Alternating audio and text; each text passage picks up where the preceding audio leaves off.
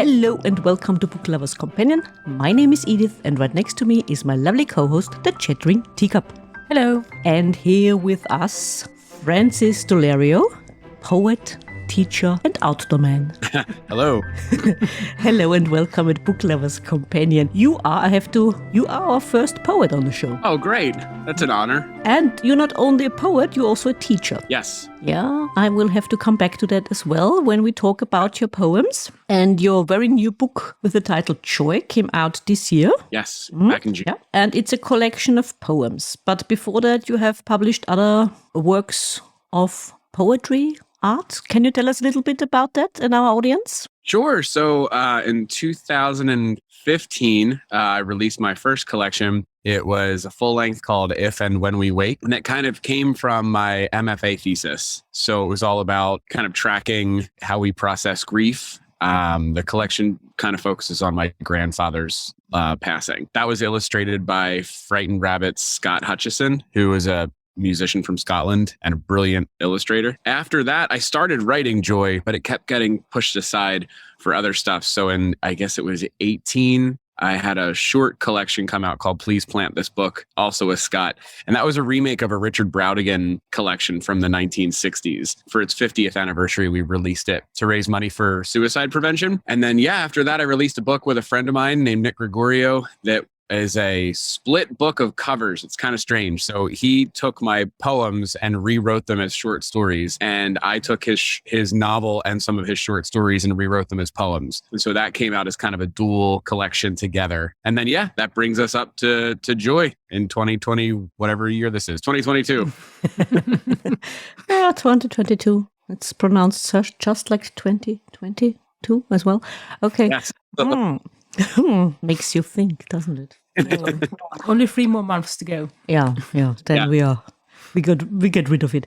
Your collection of poems, to sum it up, I would say it's about life, it's about loss, but it never is bleak. Oh, that was at least my impression. What about yours, Teacup? I think there are some sad or dark elements in there, but overall it's a positive outlook on life, and it seems like showing events happen during 1 year, and it starts with I think it starts with a happy event and ends with on a happy note. So it's positive. So joyous. And it's joyful. That was the goal. If and When We Wake was really sad. And I worried a little bit in the years that kind of followed what that was doing for people. Like, I guess I started thinking a lot. I guess when you're writing without an audience, you can just kind of write and not really work. You don't really think about what other people are going to think when they read it because you don't really picture anyone else ever reading it anyway. But after it came out, I started thinking like, what was the purpose in doing that? Like, why did I do that to people? Did people get something out of it? Was there a hope that they could find, or was it just sad for the sake of being sad? So I really wanted this book to be happy. Life tried to not let it. But so there's definitely grief in there. There's definitely loss in there. Scott, who I worked with on my first 2 books, ultimately passed away. And so that is what a chunk of this book kind of takes on, like living through that and how we can kind of look for hope with what we have and how we pull ourselves out of those really desperate situations.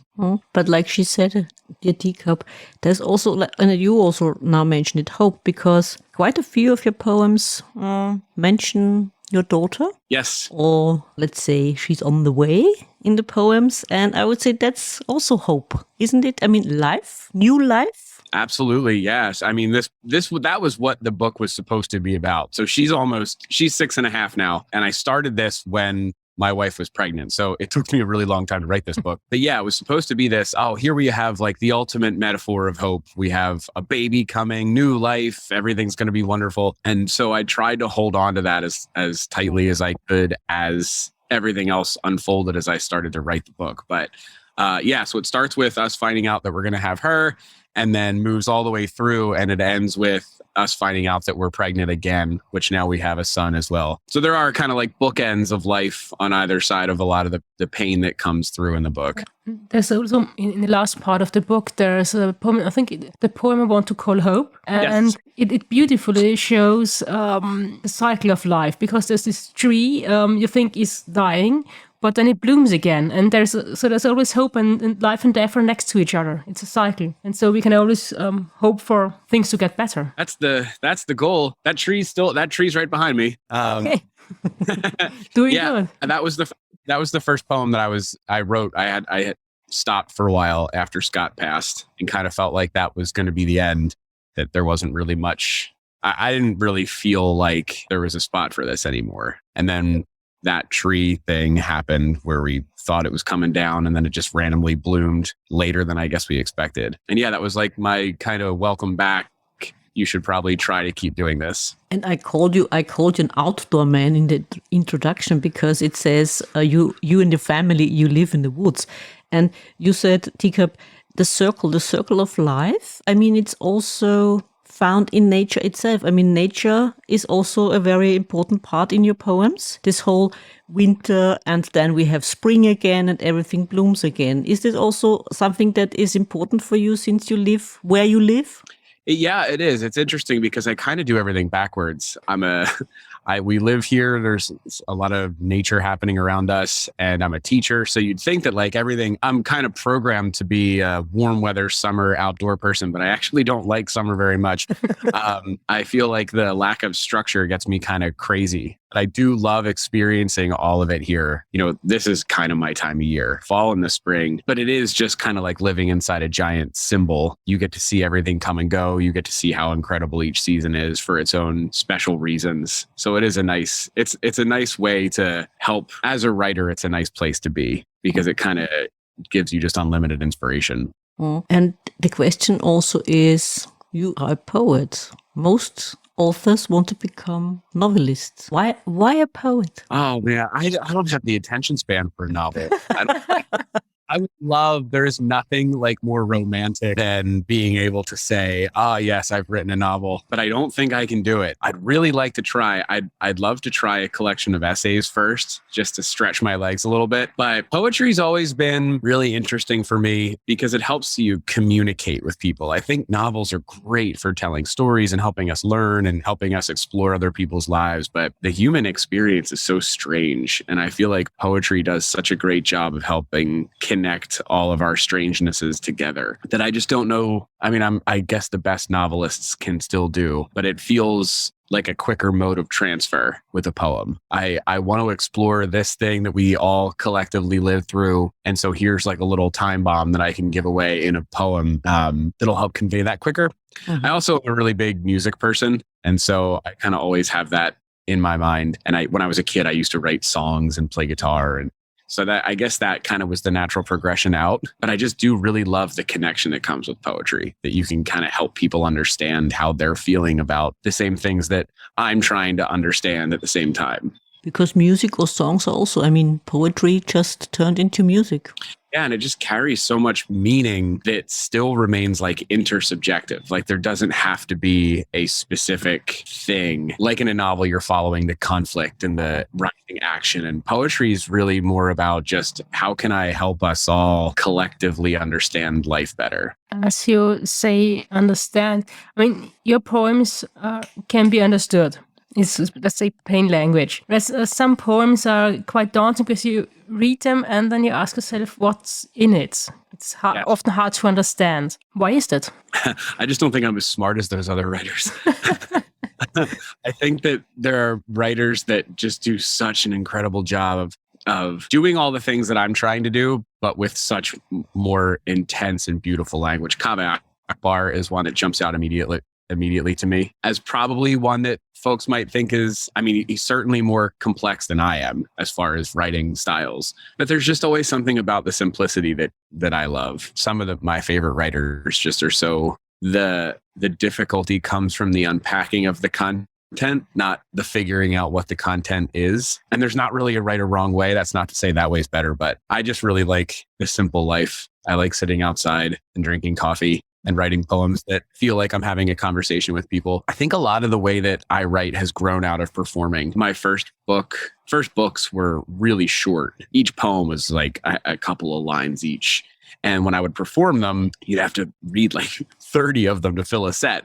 And it was so, it it didn't feel like the live experience that I wanted to do. And I think that just automatically pushed me to write longer poems that I can have fun with when I'm up on stage performing them. And so I think what I'm writing in Joy is just a lot more conversational, because when I'm on stage, it feels like I'm having a conversation with an audience, and that's just so much fun. You said there is no way of right or wrong, but what would you say would a poem need to really resonate with people or to really have power? I think that you should be able to feel a poem in your stomach. I think that when you read something, regardless of how complicated or how conversational or how long or how short, it ultimately should be reaching for something that helps pull us all a little bit closer together.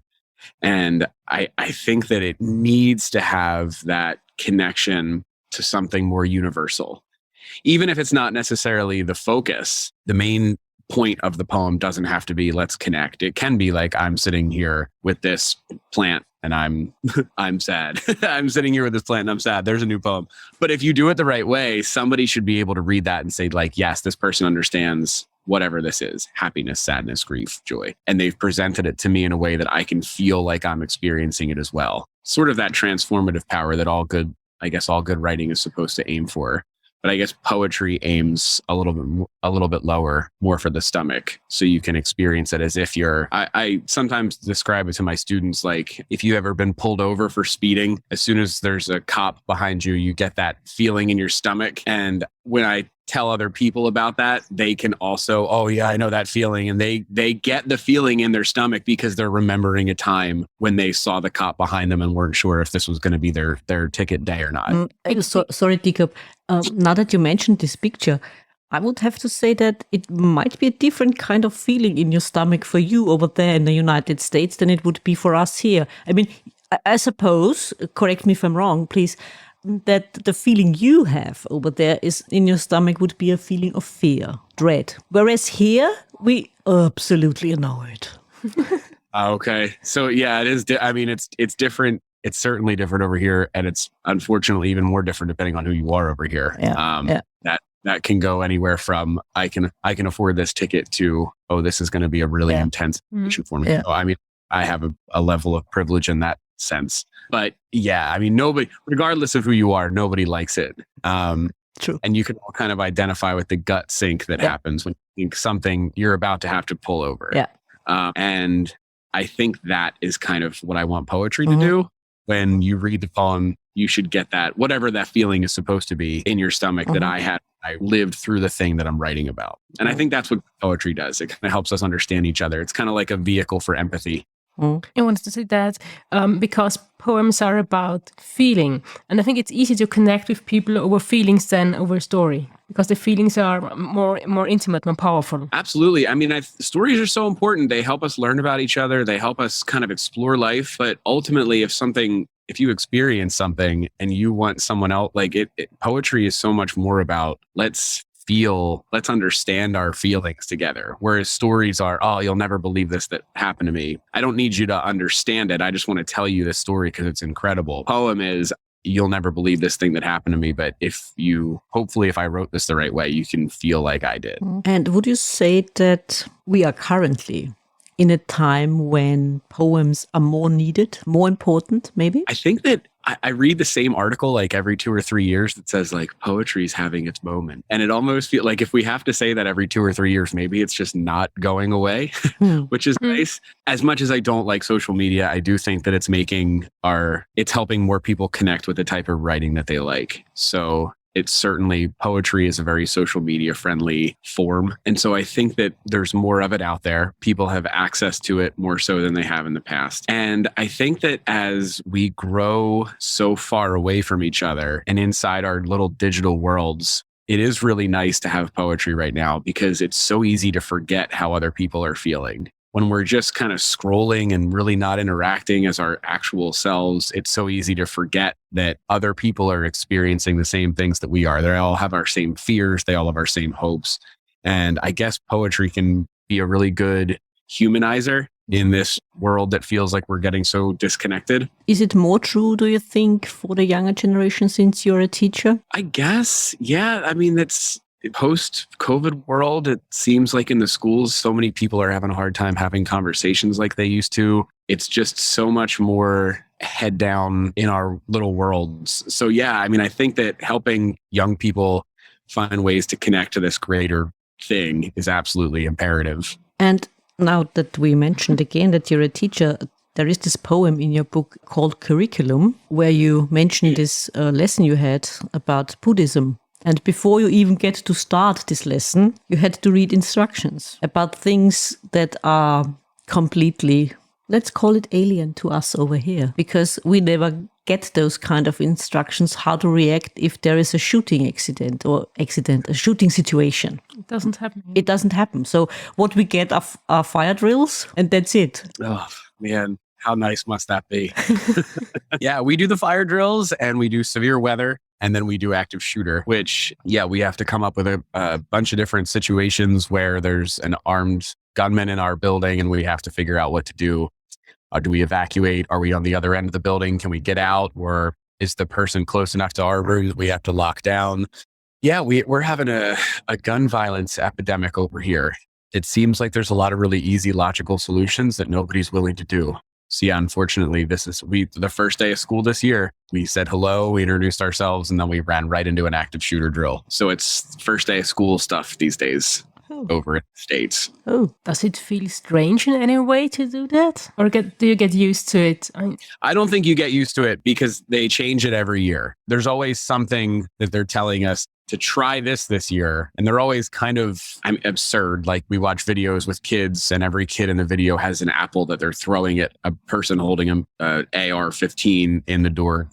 So we're all asking like, where are you handing out apples? What's happening here? And there's hooks that they installed for us to tie our belt loops around our belts around the door handles. And so you never really get desensitized to it because it's always a different type of situation. It's just, I think if anything, it's more jarring for the students to have to walk them through these things every year. As an English teacher, like as any teacher, we're not, this isn't boot camp, this is high school. And so when we're supposed to be talking about essay structures and how to do research, we're taking breaks to talk about what happens if someone comes in with a gun. I can't, sorry, but I can't even imagine that because, like I said, it doesn't happen here. I mean, all we get are drills for fire alarm drills. That's it. And we can't even imagine someone walking in and pointing a gun at you as a student. That's never even, yeah. And I think it seems more strange or more powerful in the poem because this drill is embedded in a lesson about Buddhism. Yeah. Because there's a really stark contrast. So it's... Yes. Yeah, that's a true story. That's something that we teach with our Siddhartha unit. And a lot of it feels really counterintuitive to what you're teaching. Every time it happens, we're in a humanities department and we're talking about taking care of each other and how do we learn from one another and what do we have to learn from different perspectives and also hang on, let's take a break and just prepare for this. So it's a jarring switch. Can you imagine that? How hard is it then to find things that bring out joy? Because you wrote it in the preface of your book. It's not just about things that bring joy, but that bring out the joy. Where can you find them with your students after such an instruction? Oh, it's so much about just talking. Remembering that we're all people and we're all kind of sharing in on this. So I teach older students. My kids are seniors in high school, so they're just about ready to head off to college or into the world. And so we're all kind of just dealing with the same things together. So there's a much closer connection with them. Whereas like an elementary school teacher, you're very much like the authority figure and you are there to like help these little kids learn and walk them through elementary school. But if there's a problem, they turn to you. I think as a senior teacher, we're all very aware that like we're all living through these really large problems that there is no one person that's going to solve them. And so it's more about talking and kind of processing everything together as a class. And like the instruction is way more, it's not one-sided.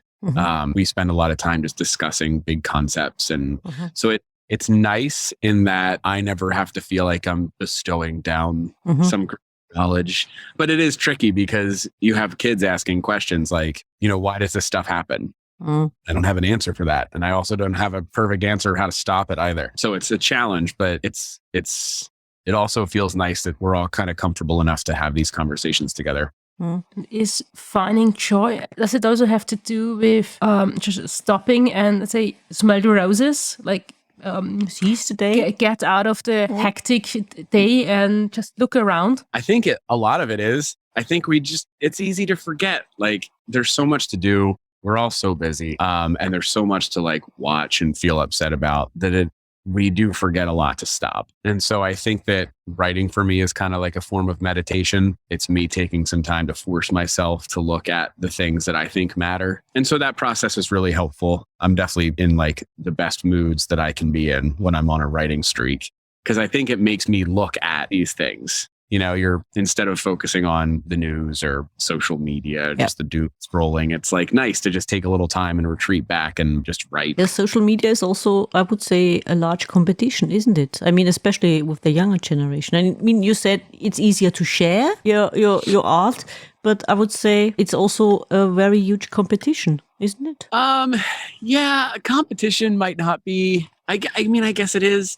I have friends that are like predominantly social media writers, and like they release books as well. But I mean, their fan base is just locked into their posts. And so for them, that's just a really good way to write and release, and their readership loves it. I never really felt like I had the chops for a good social media campaign as a writer. Maybe the old ones, but the new ones aren't short enough to fit on a post.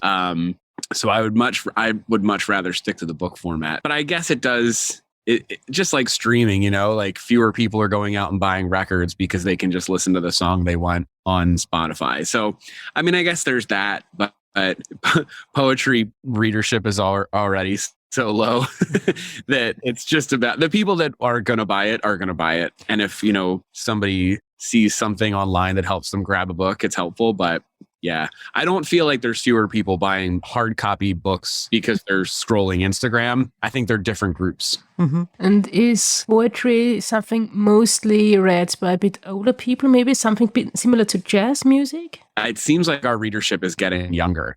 My kids in my classes have like favorite poets that are new, like younger than me, very successful young writers. So I think that the online scene has made it possible. And then those kids are kind of moving into the college world where it's easier to find someone giving a reading. A lot of writers do college circuits for tours.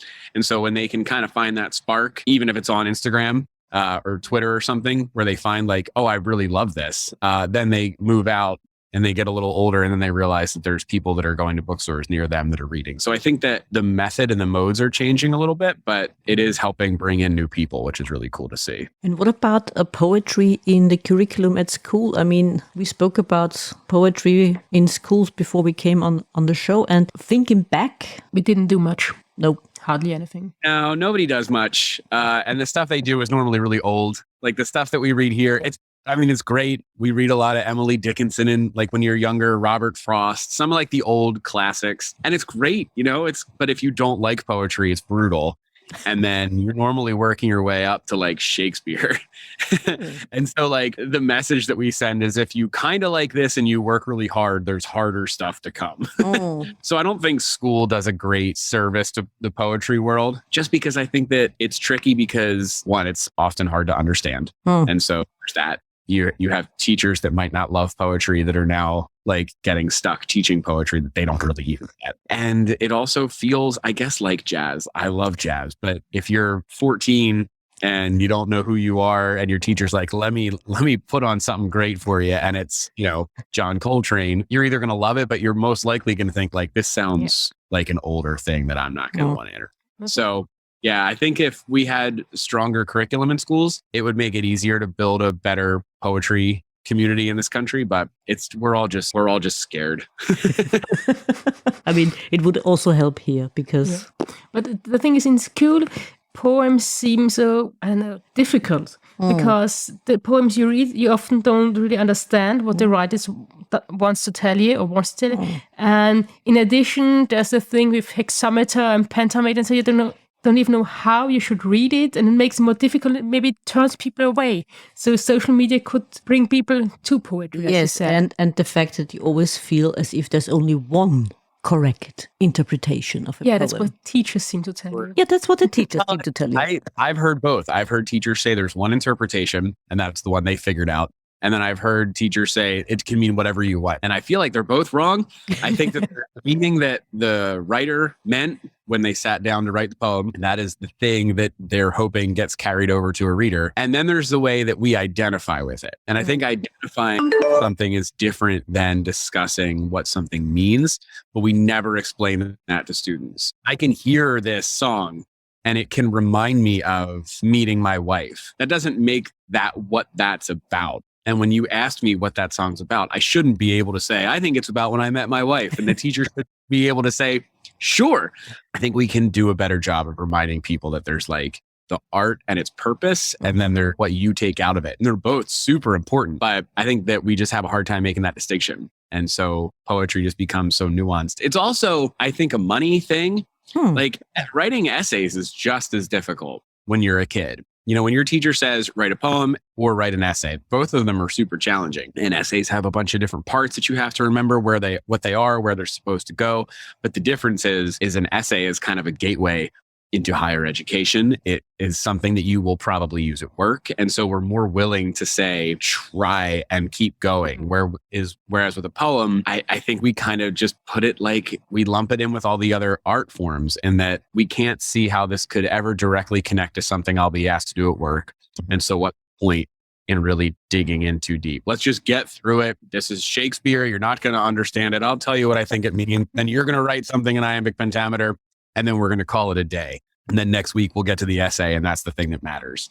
So I guess we're still teaching for the market. True. And is it also a question of meandering around or just getting to the point? So for kids, yeah, it absolutely is. I don't want to meander. I don't want to meditate. I don't want to stew on something. Like what are you asking me to do? Yeah. And what is the quickest way that I can do that? So I teach creative writing, and those kids are brilliant, head in the clouds. They want to spend their entire day writing poetry and stories, and that's great. But for my normal 12th grade classes, it is very much like, I'm not trying to get too deep. I'd really just like to get the points for writing this thing. Yeah. I can imagine, yeah. Do you sometimes think that, regarding literature in any way, that the books are usually written for adults, and it's difficult to teach these books, which are meant for more mature audiences, to teenagers, but you don't have any other time after school? Yeah, so it is really tough bridging that gap between literature and poetry that might be just out of reach, but has the messaging that they need to be hearing right now, and maybe will help them build the skills. So that's kind of like my job, is to help them get across to, like, this is probably just slightly harder than you would like it to be, but I can try and make it more accessible because I think what's underneath is more important. So that's really tough, but that's kind of like one of the top tier purposes of the job, I guess. There's a lot of young adult lit that has tons of really great stuff, but like that's more, I feel like we treat that like the after school stuff. Like if you love doing this and you love what we're doing with these books, take them home and apply those skills to something that maybe you'd be more interested in reading. Do poets also have a favorite audience? Oh gosh, as far as like where? You have fan base? Fan base? Maybe. I really like music fans. All the shows for this book have been paired up with musicians in different cities. And so we perform at the same time. There's music happening behind the reading, and it's so cool. It almost feels like a concert. And those people that are like kind of willing to let their hair down and get a little loud at a show have been a lot of fun. But I guess just as long as you're willing to just be open-minded about what you're about to experience, those are the most fun people. Because I don't think that the people that are coming to these, specifically the Joy Tour shows, know exactly what to expect. Like they like the band that's there. And so they'll come check it out and give it a try. And then here's this poet performing with the band that they like. It's been going really well, but I think we all get up there and we're like, okay, just to be clear, nobody really understands what this is. We're just going to try and do it together, but they're fun. What was your best experience at the performance? So I performed in Brooklyn, New York at a place called the Sketchbook Library. And it was when Please Plant This Book came out in early 18. And it was kind of one of these shows. So I performed with Scott, who had illustrated it. And I did a set of reading and then he did a set of performing. And then we kind of did a Q&A at the end. And it was just really cool. We worked so hard on that book. And to have like that night where we got to fill up a room and just kind of do our thing for people was so much fun. That was the last time we got to do anything together because he passed away a few months after. So I always kind of remember that as kind of felt like the crown achievement that we somehow made that happen. And when you perform, do you also include the audience afterwards? Like a discussion about your poems or such? Yeah, sometimes. It depends on the format. I love to let people ask questions. Sometimes we have shows that'll end with a Q&A, and then sometimes I'll just kind of stand by the pile of books at the end and answer questions for people as they're walking out. But it is nice to get to hear people's questions, especially with poetry, because a lot of them have like, what were you hoping for when I read this? Or what were you going through when you wrote this? So it is cool to address those. And as we're talking about performing a lot in the written format, how important or what difference does it make how the words are placed on the page? Because the lines are full and sometimes they're words in the middle of the page. And then how important is that and how does it make it different than if it would be written in the normal format? That's a really hard question because I know what I'm doing and I know when I hit space and move words around, like I know what I'm aiming for. I don't know if that actually translates at all unless you hear it, but there's a leaning on the meditative part of the writing process. A lot of those little gaps and spaces are like breaths. And so they're there for people to kind of move intentionally from one line to the next. So they'll create a little bit of a pause. And I think in that pause is like, nobody's stopping to reflect between words, but it's a chance to take a breath and kind of feel yourself for a second before you move into the next one. Sometimes they're written just as I would speak them when I perform. And so some of those line breaks are intentionally set up that way. Some of them kind of mess up how I perform. So sometimes I have to like read things differently than I wrote it because it looks better and it achieves it better on the page. But when I say it, I can't pause the way that I want to. So there's a little bit of change that happens between the page and when I'm reading. So it's all about just slowing people down generally. And would you say that poems should be read out loud all the time, maybe by the reader, unlike a novel, for example? I don't think they have to be. I think you always need to read scripts out loud. Plays are meant to be heard and seen, not read. But I think there's a lot of poetry that I write and that just exists that is okay for just quiet in your head, read curled up with a blanket. It's just it's like self-care type reading. I have poems that are written specifically for me to perform. Like there's definitely poems that I enjoy that work better when I'm reading them. But I think the majority of them can be read quietly sitting somewhere. I don't think it has to be out loud. Some people write incredible poems that really can't be read, that like there's a lot lost when you don't hear the poet do them live or recorded, but my poems you can just read them quietly. I guess I don't have the command that some of those spoken word poets do.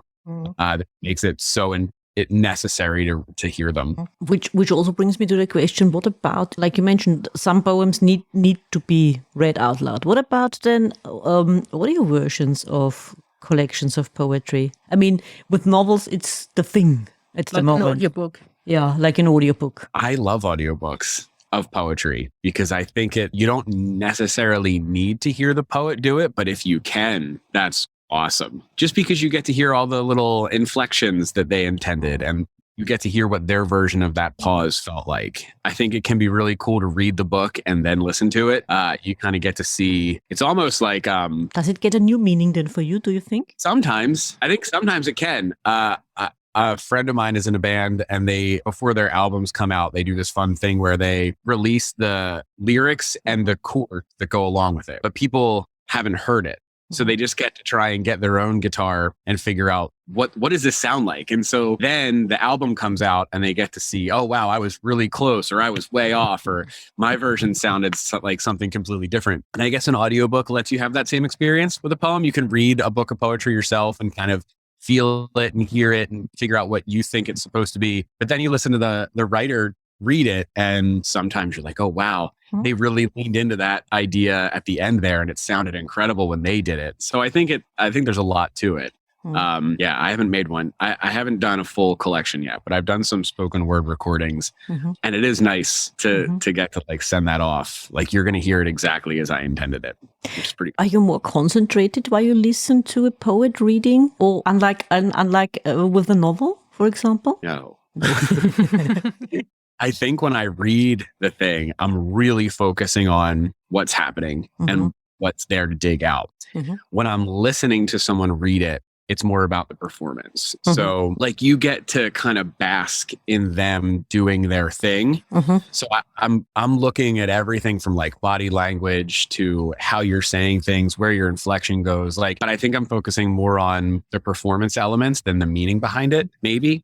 So when I read, it's meaning. But when I listen or watch, it's let me see the whole thing. I guess it's like you get taken to a concert of a band that you've never been to, that you've never heard before. You're probably not pulling out too much lyrical content while you're watching them perform, but you're still really enjoying the performance. Like there's a lot of other things that you're focusing on. Yeah. So I think it kind of works the same way. Okay. I'm just asking you because I'm not the audio type of person, because I can't concentrate. I mean, a lot of people listen to audiobooks while they drive or while they clean.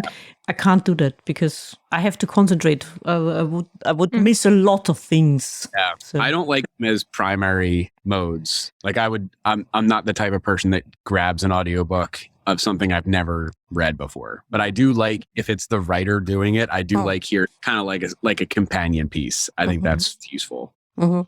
And do you have, I mean, we're asking all our guests this question, so I'm also asking you this question. I've got another question. Another question before that one. Sorry, dear listeners. Sorry, teacup. How you go about writing the book? Because if it's a novel, okay, you want to tell this story. But if it's a book of poems, do you just collect the poems you have already written? Or do you set up, okay, I'm going to write poems regarding a certain subject? Or how do you go about that? Kind of a nightmare. They pop out when they want to pop out. And so like I guess Joy took about 6 years to write. And so I knew there were things that I wanted to write about. I was really interested in covering the life change of having a kid. Ended up writing about a lot of other things too. But what happens is I guess you hit a point where there's a lot of poems in a folder and it feels like it might be a fun activity to put them all on one Word document and see like, what does this look like? And then once you're there, once there's like a 60-page Word document, you move stuff around and then you like look for the gaps. And then once the gaps are identified, it's all, I have a hard time writing intentionally. Like I have a hard time saying, okay, I need a poem about this because we went from here to here and there's nothing in the middle. I have a hard time doing that. But I think when I identify that there is an open there that needs to get filled, it'll eventually come out. So I do kind of follow a little bit of a narrative arc when I write. And oddly enough, if you line all the books up in the right order, it just does one giant narrative arc. But that's the kind of the last 25% of the process. The first 75% is just, I'm writing and I don't know what this is. It's a standalone thing I'll submit to a magazine, but that's it. And then maybe a couple years later, you start to see, oh, well, that did kind of go with that thing I wrote after it. And I guess that all kind of connects to the thing I'm writing now. And then you have a book. Sounds easy somehow. So torturous. The last 2 sentences, yeah. Okay. So now that makes my question even more important, the one I wanted to ask before that. What would be your advice for the poets out there? Write a lot, read a lot, I think that's really important. And I guess just keep your head up and your eyes open. I think writing fiction is all about coming up with the perfect idea or a great idea that could get twisted into something perfect. But poetry is just about conveying life experiences. And so for me at least, it's important that I get out of the house and I go do things. I'm able to write a lot about strange experiences that I have when I'm doing mundane things. There's a poem in Joy called Vixen that's about finding a dead fox inside our composter. Yeah, that was a really emotionally challenging day, but there was a poem that fell out of that. So I think it's kind of, it's not focusing on writing poetry as much as it's focusing on really living the experiences that you're living and then coming home, processing it and trying to write something down. And do you always have a notebook with you? I can't, my handwriting's garbage. And so it's a lot of notepad on my phone. I write everything in notes. Okay. And then when I have like editing days, I transfer them from the notes to like Google Docs. Okay. And then start on there. I hate how digital it is. It's so not romantic. My first book, I spoke a lot of it into my voice memos while I was driving to and from work. And so that's how a lot of them came out. But with Joy, because they're longer, I can't really do that. So it's just kind of typing out ideas real quick when I have them and then taking some intentional time to try and expand the ideas and then some different intentional time at trying to kind of weave them into something worthwhile. And what are your future plans? Can you share them with us and our audience? What's sure. in the making? We're finishing up the summer tour. One of our venues caught on fire and we had to cancel a show and move it. So I'll be up in Brooklyn on September 30th with Evan Stevens Hall from Pine Grove sort of perform together. And then on October 5th, I'm performing in Philly with Scotland's Michael Peterson over here on tour for his book Boyfriends. After that, I'm hoping to put on a few more of these shows throughout the winter into the spring. And then I'm going to take a little bit of a break and try and write something new. I haven't really been writing a lot recently because the focus has all been on putting together tour stops and I'm loving that. So I just kind of want to live that for as much as I can. And then when that comes to a final close, I guess I'm just going to try and write again. One last question. You don't have to answer that, of course, but mental health awareness is very close to your heart. How much involved are you in getting more awareness of this kind of problem? So I try and do a few things every year that will help fundraise for it. So Please Plant This Book was completely for the American Foundation for Suicide Prevention. At the end of 2019, a few friends and I released a record of vinyl called All Is Not Lost that raises money for Tiny Changes, which is a youth mental health charity in Scotland. And every year I try and do something that will fundraise for one of those two charities. They're both really important to me. But I'm also a crisis counselor at work. So I help out with students that are in crisis at school. And I think just talking about it, it shows, my experience with anxiety, my experience with medication, and then how helpful that can be. Just, so much of this is about normalizing it by just talking about it. Everybody has this. The more people I talk to, the more people I meet that are on medicine and are going to therapy and are feeling great because most of those things can be so helpful. But I don't know what it's like where you are, but here there's still like a kind of weird embarrassment that comes along with it, especially for men. Everybody's scared to be like vulnerable and admit that they don't feel great mentally all the time. And so I just try and talk about it as much as I can. I write about it when I can, because it's just all about kind of normalizing that behavior. Yeah, I don't think it's much different here. Yeah. Probably. Yeah, it's pretty global. Same. Yeah, it's pretty the same. Yeah. I would say so, yeah. So, Fran, is there anything else you would like our listeners to know, you would like to share? Oh, gosh. I don't know. It's beautiful. Just go do something outside. Go get out there and feel yourself out there. It's wonderful. And maybe even try to write a poem. Yeah, go out and write a poem. Read a poem, write a poem. Write a poem that you don't really like and then send it to somebody that you love. Why not? Yeah. Not just shopping lists, my dear. Someone has to do that. Yeah, that's also very true indeed. You have to eat. Yep. So unromantic, isn't it? Indeed. So, Fran, thank you very much for joining us. It was a great pleasure talking to you. Yeah, thank you so much for having me. You're most welcome. I mean, it was an interesting experience. Like we said, our first poet on the show. Tell you, you made me curious to try and read more poetry. Good. Yep. Good. There's a lot of great stuff out there. Yep. You gotta find your niche. Absolutely. Because I have to admit as well, I've always been a bit anxious about poetry. I think I've got 2 poetry books, but I haven't read that. I'm gonna get them out of my pile. Now is the time. Why not now? Better now. Just don't let them collect dust. Yes. For any longer. Give it a try. I'll do it. You can do that. We will do that, of course. So thank you again. It was wonderful. And I would say enjoy your wonderful outdoors. Thank you. Thank you. It was a pleasure. Have a great weekend. Thanks. You as well. Thank you. You did enjoy this episode as much as we did? Then hit subscribe and don't miss the next episode. Also, make sure to follow us on Twitter, Facebook and Instagram. If you like to support us and buy us a coffee, you can do so via Buy Me a Coffee and other platforms. You can find all the necessary links in the description. Until next time.